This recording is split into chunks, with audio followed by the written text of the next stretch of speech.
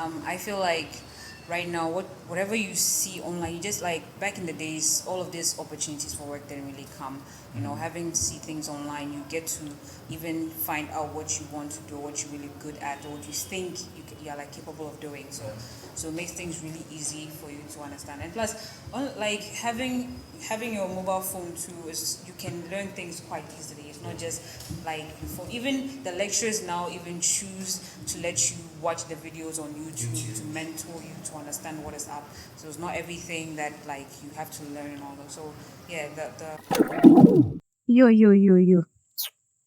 I mean, this is the Back and Forth podcast, Charlie.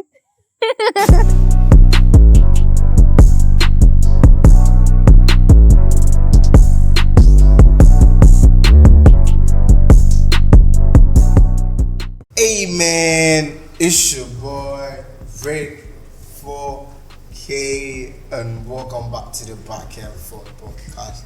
Your number one best podcast in university podcast in Ghana right now. Nobody. So you can have this podcast on Spotify, Apple Podcast, Amazon Music, Google Podcast, wherever you check your podcast for. Just go on there, the Back and Forth with Rick 4K. And don't forget to subscribe to the YouTube channel to the Back and Forth with Rick 4K. You get it. So today is another episode, another exciting episode. I'm really gassed up for this episode because it's more relatably like giddy, you get. So without much further ado, let me introduce my guest. So on my left, it's a new face. Yeah, it's a new face. I promise you guys. This year I'm gonna have new fine girls, fine boys on the episode. So yeah, last 3 episodes I had genuinely on it, and today I have here Ivy Styles. Hi people. That's Ivy Styles, and on my right it's You can call me KELVIN Travis. Travis Scott Travis. Okay, so people, today, obviously from the title, you've seen what we're talking about today. I don't know, I'm a bit nervous. I don't know. It's kind of like, so I'm a bit nervous. Crazy. I'm just kidding. So today, we're obviously talking about Generation Z. And it's been one of the hottest topics that has been going on social media. Everywhere you go, everywhere you pass, you hear Gen Z. So today we're gonna dive into Generation Z and all the ups and downs, highs and lows, the good and bad, and all of that. So without much further ado, Ivy, let me ask you this question though. So you being part of this Generation Z, how does it feel? Because a lot of times there are bad things that are associated with Generation Z. So you being part of Generation Z, how does that make you feel? Sorry. Well, honestly, being part of this doesn't really make me feel like, people complaining, because majority of us teens are Generation Z. Yeah, obviously. So definitely you find out that it's the parents who just don't understand the way that we want to be free-spirited and do things. But I'm sure definitely with time they're going to like come and understand what we actually for, because just because of we want to have style and we want to be free doesn't mean that we're bad. They're just tagging us with this fact that we have, what do you say it in Ghana, like you have straw and you don't have morals and you've forgotten where you're from and all that. But yeah. Okay, Kelvin. Yeah, I think I agree with your name again. Ivy. Yeah, I agree with Ivy. Yeah, I'm a little indifferent about how the stereotype around Gen Z.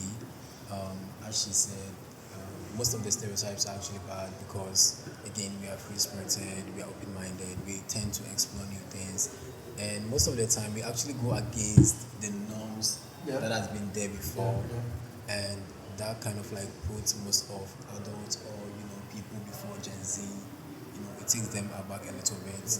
So again, we are hoping that in the future people would like learn. Oh, definitely, we're going to show them that we can do better than what's happened if you like in the past. So definitely they have to understand where you're coming from.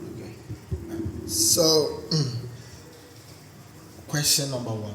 have a list of questions that we're gonna dive into today. So I'm gonna make it short and brief. All right. So how do you navigate the balance between online and offline interaction in your daily life? Well, honestly, I am more of. I don't feel like if I have to leave my phone for about a week, I don't think I'll be that concerned about it. Of course, if it's urgent that I need, information. Apart from the fact that I'll get calls, that is the only sort of thing that maybe might bother me, that I might not be able to call somebody, or someone might call me and miss me and all that. But apart from that, I don't think I would have any worries about it. Internet is good, the phone is practically like everybody's life, but me leaving it out of my life doesn't exactly like hamper me that much.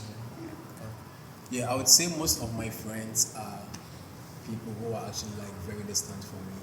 So I would say the online presence is actually very good, because if you take Snapchat for instance, let's say someone is in Volta region, you can still communicate with the person. Someone in Kumasi, you can still talk to the person through some platforms.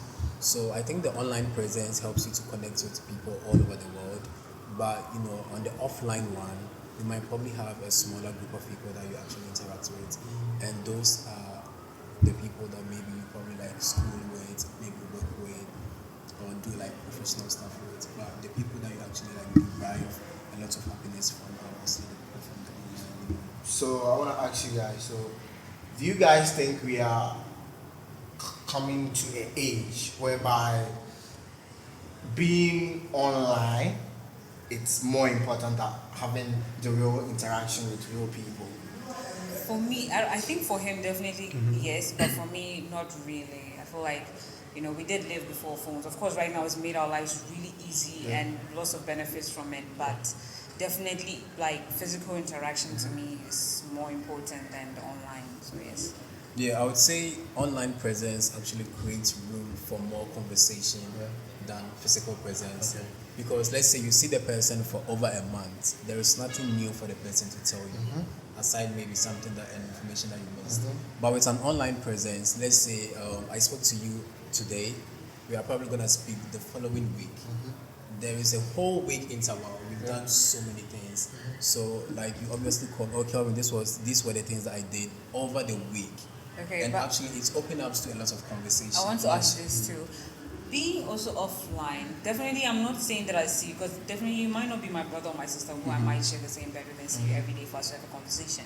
But definitely, let's say I'll see you today and maybe I'll see you again in a week or two. Definitely there will be a conversation. It's not all the time that you find out that, even sometimes online you're just not in the mood to talk, but when you're with somebody, somehow you have to find a way to talk, because that like weird silence might create a little oddness between the both of you.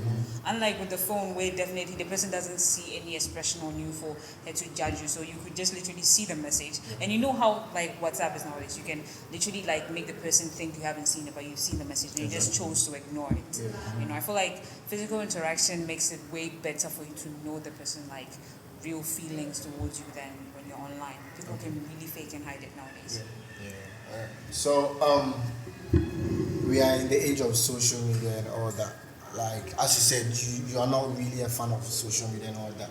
Oh, I'm a huge TikTok fan. I didn't say I'm not a fan of social media. Okay. Just I didn't have it for a week, and we're okay. All right. So you see a lot of things, especially on TikTok, because when you go on TikTok, there are a lot of things that are going on there, crazy stuff, the bad, the good ones, and all that. So I want to know how have like the social media environment or the social media community has changed your perception about social issues, as in what's going on in Ukraine and Russia, what's going on in Gaza and the Israel-Lions wars and all that. How has social media kind of like changed your whole perspective about these kind of issues? With places like TikTok, everybody have their own opinion on things. Everybody's giving their views, their perspectives. You find out that all of this information, everyone is telling a different story.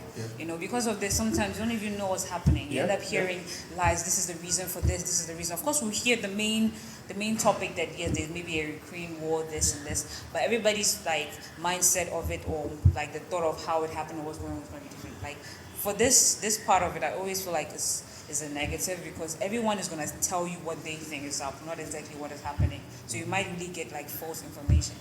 Yeah, because nobody is actually like there to know, but everyone will just assume that they've heard this, so because of this, it's because of this, and then they'll post it for other people to also come, make comments which are not true, and it just trends, and information became like going out there, and it might not like even be true. So, Yeah, I would say it has been creating a lot of awareness on both parties, especially in the context of it being war. Because suppose we didn't have social media for people to be posting their, the dead crimes and all of that, no one would know how serious, these issues are. So I think it has been an eye opener for the world to see what exactly is going on, so that influential leaders could actually come in and also play their part.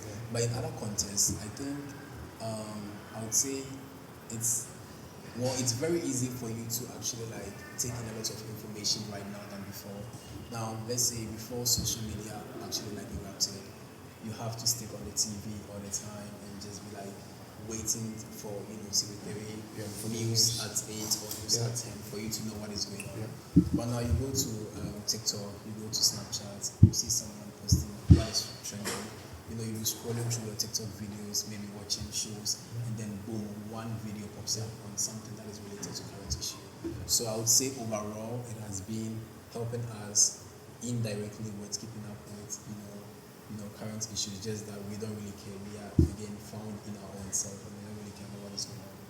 Yeah, but we are still getting a little drops of updates on what is going on. okay. So speaking of social media and all that, right now the meme culture is very on the rise. You see here, they will make this meme of this meme of that, and all that. So I want to ask, what do you think memes, then the internet culture, kind of play in the generations, whole communication? You using memes and all that. How is it playing role in the whole communication between people, family, and all that? Well, it's like a form of amusement, Sometimes someone would send you a text and, it's not funny, but maybe the meme that will come would just make it hilarious for you to even remember the conversation. It's just ways for them to find entertainment and amusement, and also make something that is serious also become comedy for somebody to laugh. It's not all the time that you have to be serious, and also it's kind of in a way just amusing for people. Yeah. Totally agree with all she said. I think she actually spoke my mind. So speak on. Okay, so yeah, as she said, again, it is a form of amusement. When I go to Snapchat and I see people posting memes and all of that, I feel like sometimes those are the things that we need to actually debrief from whatever that is going on during the day. So yeah, I'm a big fan of memes. I don't post memes, but I love to see them and laugh about them. Exactly. Okay. So can you how do you feel about the evolving definition of success and achievement in the digital age? Well, honestly, we've made success all about money, and everybody definitely wants to use this form of internet to actually make money. We all think success is about it. And right now, I feel like you don't exactly need to go to school in order for you to be perfect and have a news all this. You can just have someone teach you the basics, and you can actually make it a profession to use. So right now, this is the one way that is easy for people.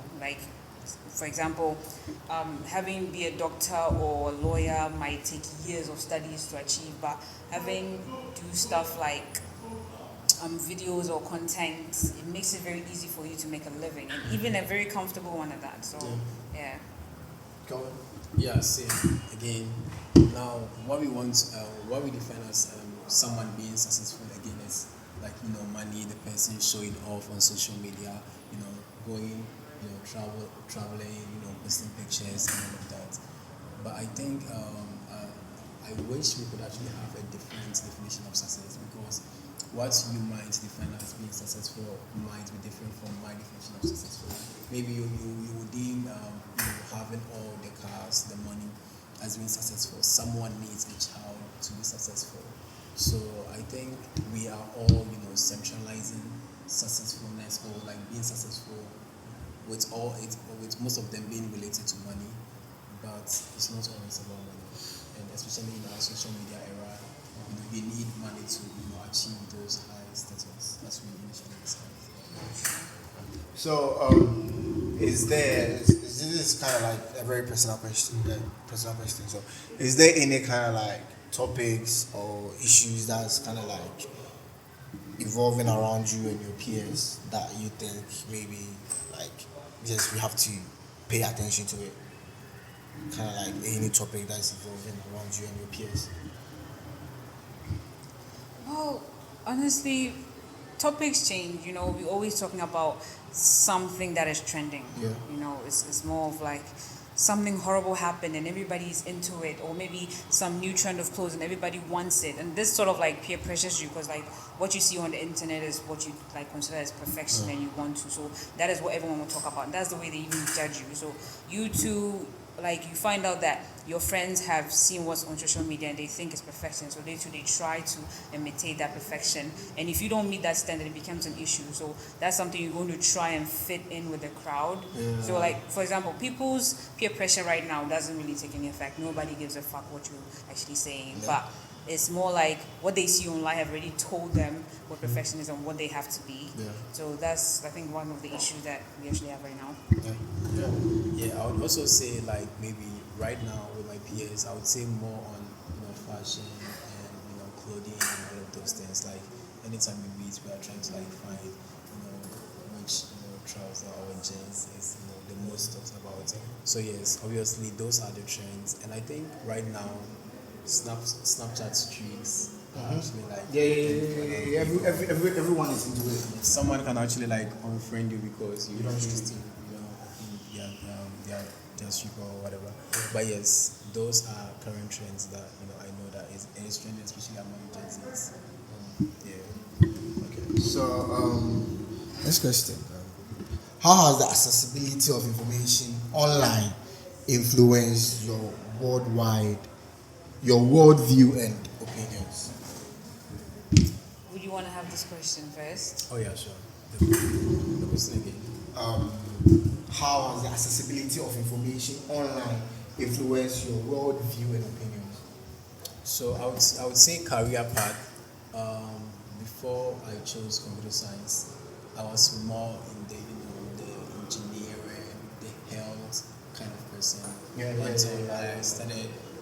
I remember. Until I started like looking at social media, looking at tech, looking at how the STEM field has actually been a very stronger field, which is pioneering a lot of great things going on in the world. So I think career path it has helped me, make like valid decisions that has actually affected me in a very positive way.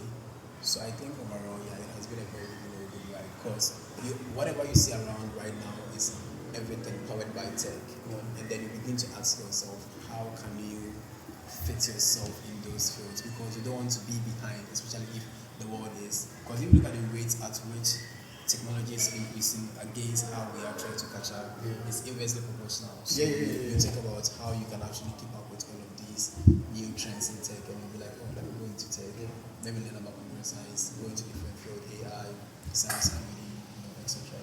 So Yeah, well, I actually second what he's saying. It's quite true. I feel like right now, whatever you see online, you just like back in the days, all of these opportunities for work didn't really come. Having see things online, you get to even find out what you want to do, what you're really good at, or what you think you're like capable of doing. So it makes things really easy for you to understand. And plus, like having your mobile phone too, is you can learn things quite easily. It's not just like your phone. Even the lecturers now even choose to let you watch the videos on YouTube to mentor you to understand what is up. So it's not everything that like you have to learn and all that. So yeah, the internet has helped us quite a lot in terms of figuring out what to do in the future and all that. Yeah. Alright, so this is more into technology than health. So what are your thoughts on the impacts of technology on mental health within our generation? Bad. It is extremely bad. Also, Very, very bad, like 100% bad. Now, as you said initially, everyone is looking for that, perfect, structure of body or perfect mindset. Everyone is trying to appear a certain form online with, a whole different setup offline. Because you go to Snapchat or if you're taking pictures, you are looking for the perfect picture. Like if you're doing a podcast, you're looking for the perfect topic that would get the audience in a very good way. So like everyone is looking for that perfection, and we are all humans. We can't be perfect. So obviously you keep thinking about how can I get this clothes? This celebrity is wearing this, shoe is wearing this, sneaker is wearing this bag. God, I need this bag quick. This iPhone is on, everyone is using it. Mirror images. You're like, Charlie, I have to get one of my friends' phone to actually take a mirror image. Airdrop it to me, let me post it online. All of those things, they're actually good. But some people are actually having strong mental health with these things. They are battling how they could actually, get some of these tools to actually like prove a point to their peers, especially if they are in an environment where it is very risky. Well, yes, that is very true. Like right now, perfection has the internet has told you what perfection is and how you have to imitate it and all. So it's like everybody's trying so hard. What they can't get, they're trying to reach it, and it's taking a toll on how they think, giving them this stress. Like mentally, this is kind of really draining on them. And I feel like the perfection that they have to acquire makes them think that they're supposed to do anything to get it, even if the thing is wrong. Even sometimes this whole thing of having changed your body type, like you were saying, you want the bigger boobs, you want the bigger ass, you want to look a certain way that people on the internet tell you is perfect. After doing all of this and has negative impacts, you end up having the mental problems of having fixed yourself back to normal because you regret the decisions that you have made. So all of this sort of leads to this mental so honestly this part of it is really bad. do you see any unique challenges or opportunities for our generation in terms of career path and everything? Yeah, right now the internet has made it so easy. It's not in education wise, and also what is it? You're having to do content and all. All of this has made it you could always research about what to do, what it takes, what can happen. Almost right now, every information can be found on the internet. So it kind of helps and it weighs out your what is it? Your advantages, your disadvantages, what you can do, what you can't do, your resources. It gives you. How do I say it? It gives you knowledge about what you think is possible that I have no idea how to put it, but I just feel like this makes it really easy for you to know what you want. It makes it weighs out all the, let's say, the materials you got. Sometimes financially you know that you might not be able to fund some things, but the internet has given you ways in which you can, find other alternatives to what you want to do. Alright. So I'll start with the challenge. I would say the only challenge I see right now is that we want to work less and earn more. Because no one wants 9 to 5 right now. Go to the office 9 a.m., come back 5 p.m. and earn let's say 2,000 a month. We want to work very less and earn more. That is a challenge for our generation. But in terms of opportunities, I think we have been more open-minded in terms of career path. Everyone wants to, if you go to Snapchat, for instance, people have been advertisements over there. You don't have to go to school to be able to acquire the skill. And they earn pretty much, which will be able to sustain them. And also, the initial mentality of everyone growing up to become a doctor, a lawyer, and, those kind of signature jobs hasn't been as prevalent as it is in our generation. People love to do what they feel very interested in, as against the normal norms of you have to go to school to be a lawyer, you have to go to school to be a doctor. Now people have been I want to be a product manager, and they earn very good amount of money over the month. And again, as we all measure success by money, since you're able to sustain yourself in the month, that is all this platform, our generation. So yeah. So back in the day, with the likes of Martin Luther King, Malcolm X, and all those kind of like powerful activists and all that, and we Generation Z, that right now is kind of like our whole being, our whole living. It's focused or it's centered around social media, technology, and all that. So I just wanna get your mind on how do you see the future of activism and social change being shaped by Generation Z?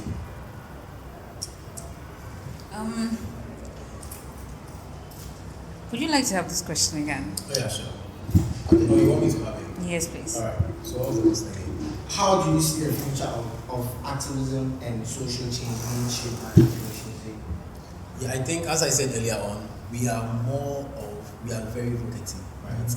Anytime we feel like this is something against our belief or our norm, we are more likely to like go online, put our opinions over there, let every single person know. Especially if you look at this hashtag fix the country. Yeah. You realize most of the youth actually pulled out, wanting the government to be fully aware of how the country is going on right now. So I think we are more vocative. We want to see a lot of change, and I think that is a very good thing. We are more vocative, and we don't really care what other people say. We are like, once we feel like this is a wrong thing, and we want to see a change, we are like, okay, let's do this.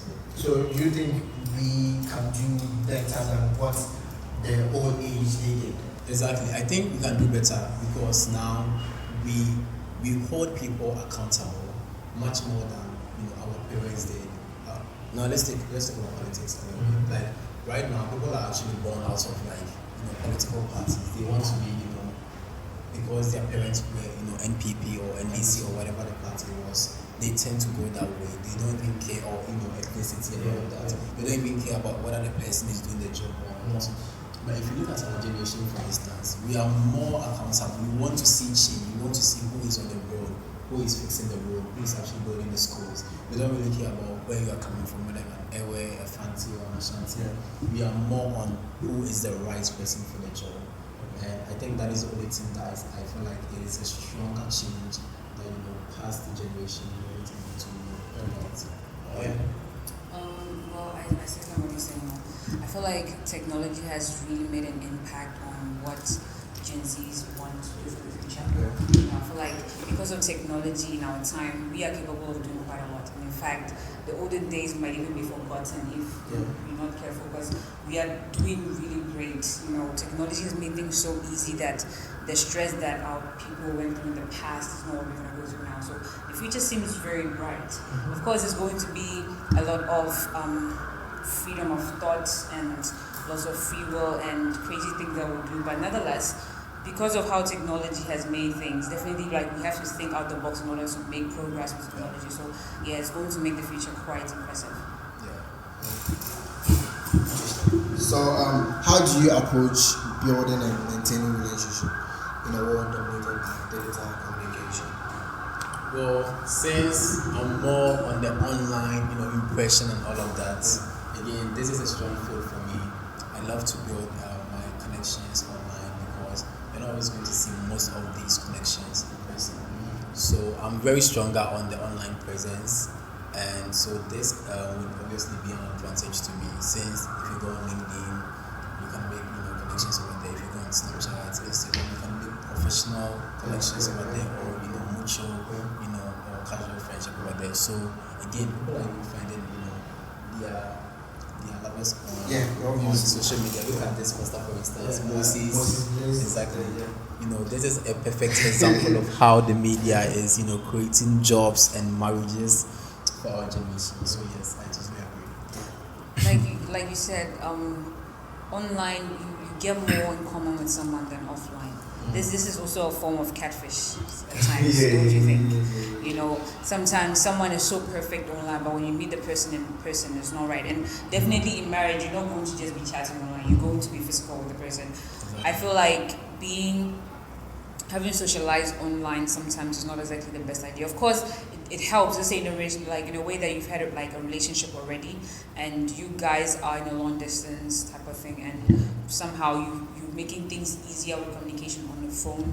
Sometimes having meet the right person on the phone might not be the right person physically. It has its really bad effects when you think the person is a certain way and it's not. Because right now there's lots of scamming going on. It's not just outside the country, but also in the country, where you even find out that the person you're talking to might be like a 70-year-old woman, or the person you're talking to is a man. You see, so this type of things, I feel like sometimes it's best to maybe get your physical attraction and build on it, and then you move online in order to maintain it because of distance. Totally agree.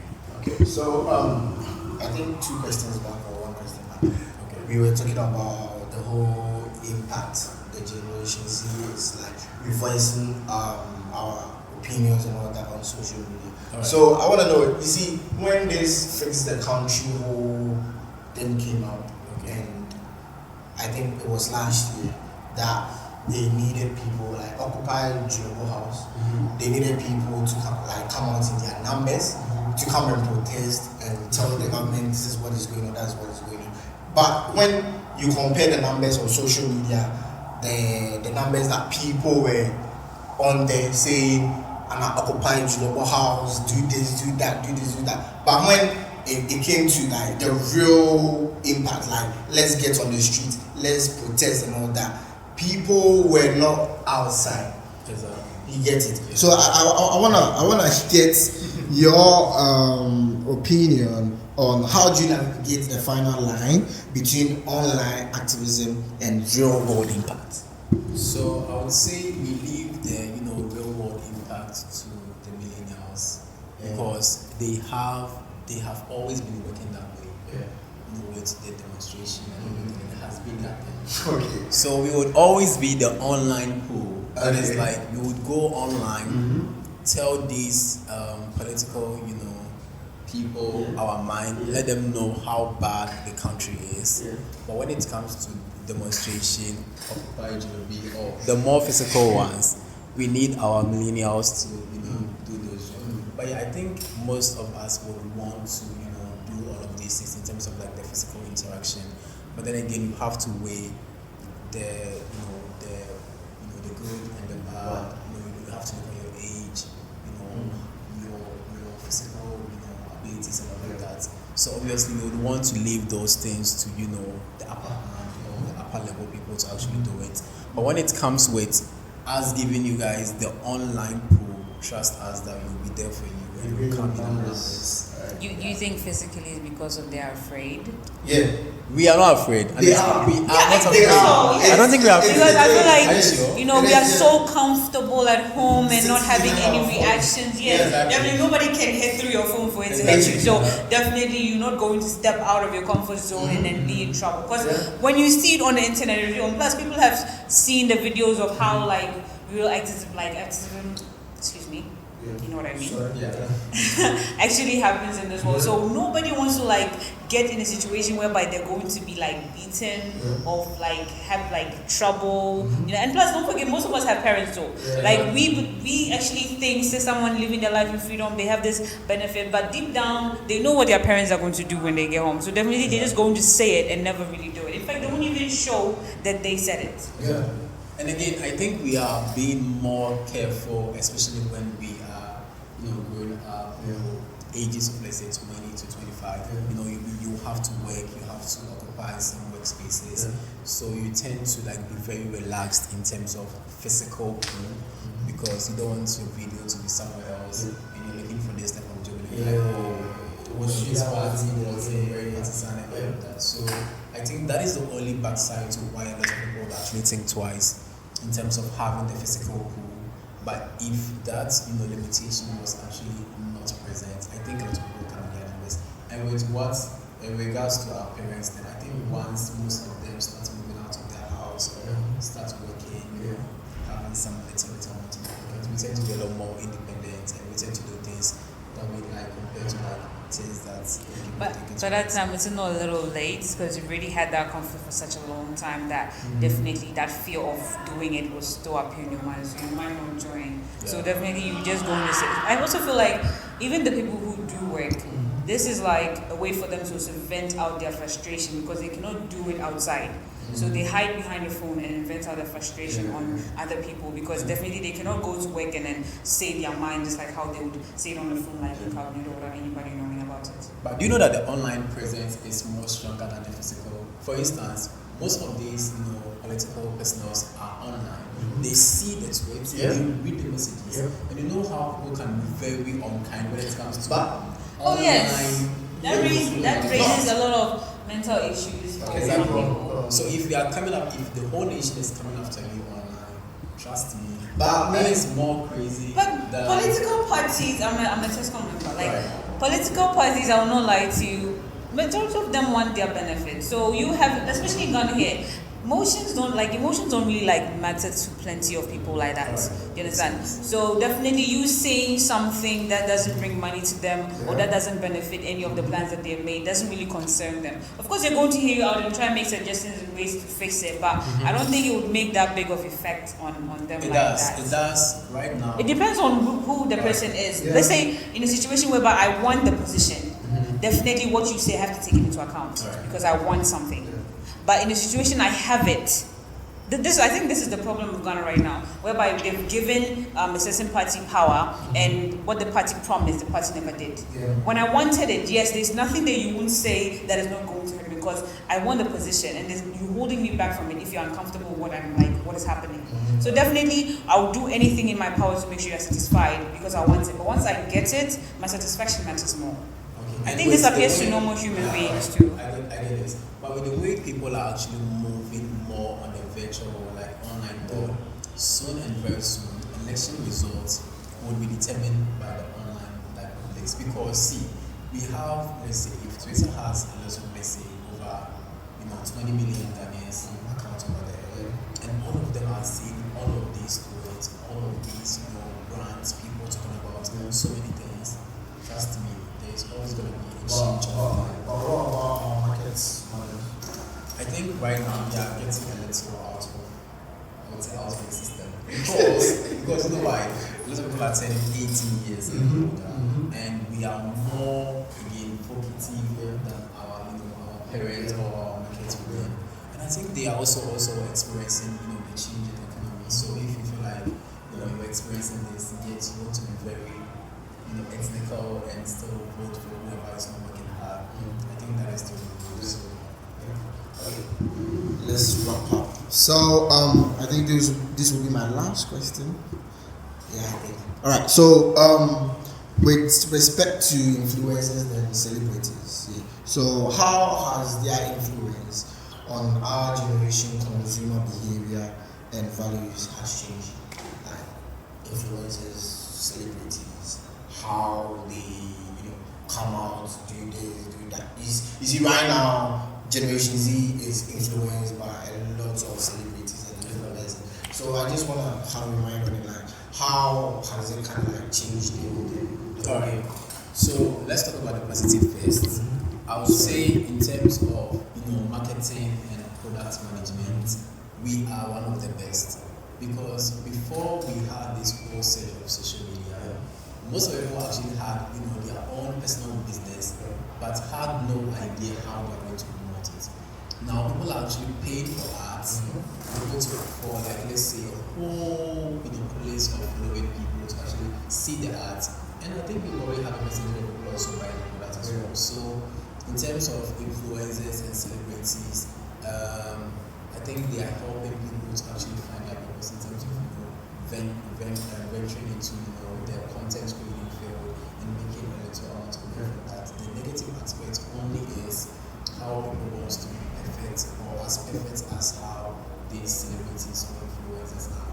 Not knowing that, I wouldn't say majority of them, but some of them have actually just actually exactly. They don't tell us, but we know. And you want to be like that. So obviously you want to do whatever that they did to get that from that figure 8, that money has more Yeah, like I second. Honestly, I think he spoke everything I had to say. Yeah, like right now, it's the good aspect is the fact that the education, not like the educating us on all of this, how productive and all that. But then the bad side is the fact that we think their life is perfect and we are working so hard to be where they are, no matter what it takes, how they look like. Because that's what they feel the fame comes from, how perfect they look. So they think if they can like at least look like them, then they too can be as perfect as they are. But it doesn't work like that. Someone has been in that like entertainment field for a long time, and person has worked really hard and they suffered a lot. And if you think you're going to take like the easiest way out to get it might not work for you. That's anymore. Yeah. Okay. To my last question. So, would you rather loved to be like 30 years back or in this present moment? Bro, I love to be a Gen Z. I know that obviously our generation will be out of the place very soon. Yeah, of course. But I love this generation. Definitely. Going 30 years back, bro. Like the cell phone would kill him. Bro. I'm not gonna show that phone. But, bro, forget it. I need to be like 30 years ahead. Okay. I'll be happy with that. But I think this generation is actually the best. I'm hoping that, the stereotypes as I said earlier will be erased because we are very creative. We are a force on its own. That if our leaders are able to tap into us, trust me, the country will change. This is a mission God has given me. Amen. Oh yes, I definitely want to be here. I would never want to have the mentality that some of our olden day people have. I like the modern lifestyle and so I've also been influenced by the internet, like all of us. So definitely this comfort kind of makes things easier than what you hear from the past. And they had a word called PURR. How the girls listen. I have no idea what you're talking about. Really? Yes. Are you talking about Cardi B? Yeah. You guys are No. It's PURR. How do you guys pronounce it? PURR. Yeah, PURR. Yeah. Alright, so to the last segment on the pod. Alright, so this is the person said I should keep him anonymous. So I can never make what I did seem right. So let me just rip off the band-aid. I came over to visit my boyfriend, but I was told he's gone to town. He went with 2 other roommates, leaving his best friend alone in the room. He told me he would have gone with them, but he wasn't around when they were leaving. P.S. My boyfriend lives in Kumasi, so he was going to show his roommates where to buy some stuff, which he never told me live. I would never have come to the room. So fast forward, I was even about to leave when I realized the situation. But his best friend insisted I stay, so we watch a movie. I probably shouldn't have think about it, but I did, and we got physical and ended up fucking. I'm feeling so guilty and it's bad. And his best friend was calling me our wife when I visited today, and I was so disgusted. Any help on what to do, please? I'll be in the comment section. Please don't judge. I need advice. Only if you can't do that, please keep your mouth shut. Okay. I'll keep my mouth shut. So you're not gonna leave any comments? Oh. What am I supposed? Okay, so see here. What you did is wrong. I'm not gonna judge you, but you have to, tell your boyfriend what you did. I think it's better you tell the person the truth than you burying it inside you or whatever. But yeah, I'm not gonna judge you, but I'm gonna keep quiet. Oh, like I understand. Sometimes we met with situations, but at the same time, so I feel like you should have had a little control, especially even if you were to do something like that with his roommate, like that is that is really like, I don't even think if he found out, this is not just gonna affect you, but his roommate too. Because definitely his roommate knew that you guys were together. But I feel like you should definitely tell him about it, and if possible, give him some space. You know, let him actually figure out what's wrong. Because if it was me, I wouldn't literally forgive you. I would actually, maybe if I did forgive you, I wouldn't want another chance with you. Not that, you know, definitely we've had our time, but this is just a little too much for me to handle. That you've not somebody that I don't know, but my roommate, someone I see almost every day. So this is gonna be like, I feel like, what did he do that I couldn't have done, or he couldn't have waited for me, or had that fatal pride in me? So yeah. One last advice, please. We should respect our boundaries when it comes to our friends' relationships. Yes! Stop trying to be like our wife, our girlfriend. You know, the girl coming to you will be like, oh, she's our wife. Whose wife? It's someone's girlfriend. Learn to respect your boundaries, okay? And that will help you. This is 2024. We are not doing this anymore. You know, like, you two, you should have pushed her away. You shouldn't have even asked for that. Like, I feel like he had his motive. Who would you deny free for? He had his motive. Like, he wanted to do that. In fact, definitely.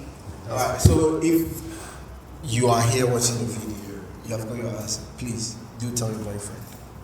Let him figure it out. I mean, if he loves you, he can forgive you. But me, bro, there's no going back to that. There is no going back to that. I will draw the line there. We ain't doing that shit, No, bro, pack your things, leave. Right now. Like, maybe it's a little harsh. You know, things happen. Even you never know, something like that can happen to you in the future. You actually will be like, oh, I understand. Very possible. Yeah, but then at the same time too, you know, sometimes, you know, you can't forgive because right now you've done something like this and there was not even anything driving you towards it. The possibility of you also having this thing again would go, like, can happen. So I'll be like, have time for yourself and figure out what you want and think of yourself being stable before you move on to a relationship. Because if you feel like you can't commit, I'd rather you wait than to commit and have these mistakes like occur often. Yeah. But I'm still trying to line up. Okay, thank you for tuning in to today's episode. Oh, today's been fun, Charlie. I've been recording since 4. But Charlie, all things said, thank you for watching today's episode. You can have this podcast on Spotify, Apple Podcasts, Google Podcasts, Amazon Music, Charlie, wherever you listen to your podcast. Just go on there, search The Back and Forth with Rick for K, or kindly go to YouTube, or you are even watching it on YouTube right now and you haven't subscribed, bro. What the fuck, bro? Subscribe, hit it. Yeah, hit it. Yeah, hit the subscribe, turn on the notification bell to get notified whenever I upload. So Charlie, today, thank you for showing up on such short notice. I really appreciate it very much. Yeah. So sure. I would love to have you on other episodes too. Sure. Yes, cool. I bet. So share your social media as well. On Instagram, I'm Ivy_Styles23, and that's the only place. I mean, on what is it? Snapchat, I'm Ivy_Styles23. Yeah, Kelvin. Great. I thought I was already popular, but you know, it's Kevin_Travis59 on all social media platforms. Mr. Famous. I think everyone knows me by now. So Charlie, thank you for tuning in, and has been your host, Rick Forky. See you in the next episode. Until then.